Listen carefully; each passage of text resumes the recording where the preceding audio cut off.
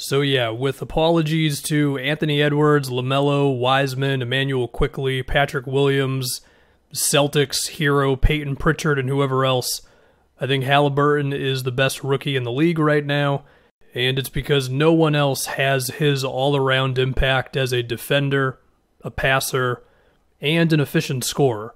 I mean, Emmanuel Quickley does match him in terms of efficiency and scoring, but he's not the defensive player that Haliburton is. Okoro is pretty in line with Haliburton on defense, but Haliburton is way better on offense than him. And I just think he's got a case over everybody right now. Again, whether it's he's more efficient than someone, better defender, better passer. I mean, he's probably not as good of a passer as LaMelo. Mathematically, he may technically be, but I think LaMelo will surpass him with that as the season goes on.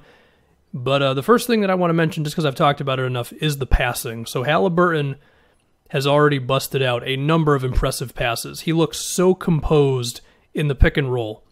He doesn't get enough opportunities to me. He spends a lot of time in the corner watching things happen on this Kings team. But when he gets the ball in a screen, he's already busting out passes to the opposite corner to an open shooter. He had this one great drive against the Nuggets where he took his guy off the dribble. This one might not even have been in a pick and roll, but then he like wrapped the ball around like under the basket to get it to, I think it was Harrison Barnes who was wide open there. He's had a number of bounce passes to like Rashawn Holmes or Bagley in the pick and roll so they can get like a little free throw floater or something. His passing has also been great in terms of like, you know, it's a bit of a swing where the guy in the corner is open and he just makes the extra pass to him, which sounds really simple, but not every player sees that sort of thing, or they just don't choose to make the pass to that open guy. As of right now, Haliburton's averaging 4.5 assists on 0.8 turnovers a game, which, again, does mathematically make him better than LaMelo as a passer, but LaMelo will be the best passer out of this rookie class. And the last couple years, I've had one guy who I like to look at their assists to turnovers, and I think Haliburton's going to be the guy this year. Right now, he has, I believe, 22 assists to 4 turnovers. And like I said, he's so comfortable dealing with defenders in front of him. He doesn't panic. He doesn't dribble into traffic. He does a great job of keeping his dribble alive just for a second longer for somebody to rotate over to the corner or whatever. And yeah, he's already one of the better passing. He's considered a point guard. Half the time he looks more like a wing for the Sacramento, especially when he's out there with De'Aaron Fox, but he's already one of the better passers in the league. If we can talk about his shooting, there was a bit of a question here, not because of his percentages, but because of his form. It's going in at a very high rate right now. He's not going to shoot 50% for the whole season, but he really could already be like an above-average three-point shooter, 37, 38% on... Maybe he'll be taking about 4 a game when this season ends or so. He's at that right now. And as a result, he's got a 71% true shooting, which is not going to hold up, of course. But, I mean, with how efficient of a passer he is and how good he's looked on offense and the way that he fits in with the Kings and flows throughout what they're doing and making these threes, he's already a very above-average offensive player. And... I mean, there is a bit of a question of, like, how great of a scorer can Haliburton really be? Because his burst off the dribble, I mean, he's not, like, a speed demon. And I don't know how great of a pull-up shooter he can be. But, I mean, if the shooting is going to be this, would it be shocking if he got to 20 points a game one day? Probably not. I mean, I think even right now, if he started and played 32, 33 minutes and was featured a little bit more... he could probably give him 16 points a game right now. But it's not all offense. We got to talk about his defense, and my goodness, can he play defense. There have been so many plays already where he looks like a guy way beyond his years at 20 years old. His awareness in recognizing what he has to do on defense at every moment is honestly pretty wild. And that sounds really basic, I know, but...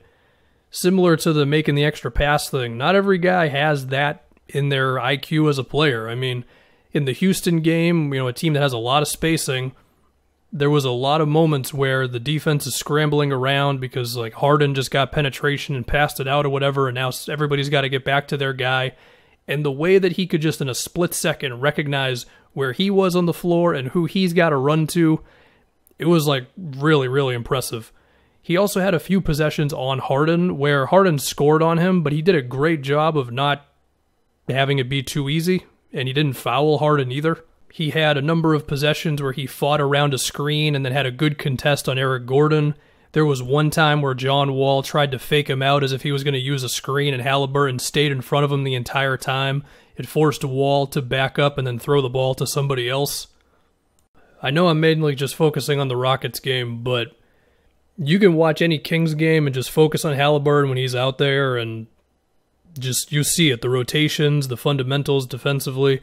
His anticipation on passing lanes as well is really good. I think the only mistake that I've seen him make, and even then he got back into the play, was against Denver. He went a little too far inside, anticipating that Campazzo was going to cut to the basket or whatever it was, or maybe like get the ball and immediately drive. And there was a screen in his way too, and yet in a split second he realized, oh crap, he's just going to stand at the three-point line, and he got around the screen. It wasn't Jokic, I think it was like JaMychal Green or whatever, and he just got right back onto Campazzo, and then he had to pass it out to somebody else or whatever. So the one mistake I've seen the guy make on defense, he cleaned it up real fast. And so now I bring up the minutes again. Haliburton needs to start on this team right now. In fact, I think you could make a case that he's already their second best player. He's no worse than their fourth best player. That is for sure a fact. But then it becomes, well, who goes to the bench? Well, it should be Bagley. The starting five should be Fox, Hield, Barnes, Haliburton, and Holmes at center, with Harrison Barnes being your power forward. Bagley has not been good so far. I mean, we'll see with him. I think there's a scenario in which if Bagley just wasn't playing on this team at all, they might be a lot better already. But they also have no choice. They need him to be good for them to really go to another level as a team. I mean, here's an example for you. This Rockets game they played where they lost by 3 points.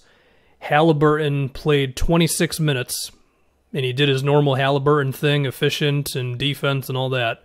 Marvin Bagley played 25 minutes, and he was 1 for 9 from the field. And I mean, I wasn't scoping in on his defense the way I was Haliburton's, but I guarantee you his defense wasn't as good.